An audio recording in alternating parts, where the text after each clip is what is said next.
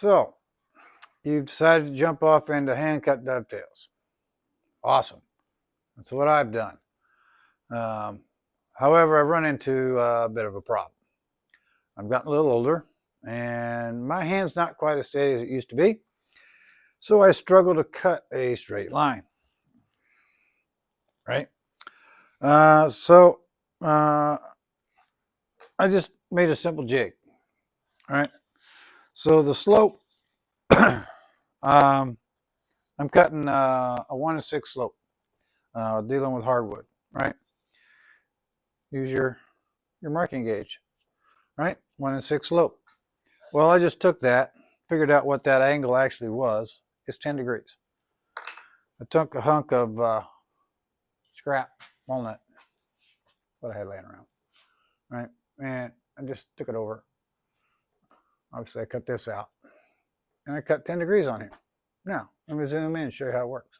All right, so here in my vise, I've got my drawer side I'm ready to do, or this one I've actually already done. I did my layout like I normally would. I like to use tape along the baseline so I know where to stop cutting. The white tape helps me see a little better. So going this direction, using my little saw guide here, it rests right on here. Gives me plenty of surface area and grip to hold it steady. And I cut all the right-handers all the way across. Right? Then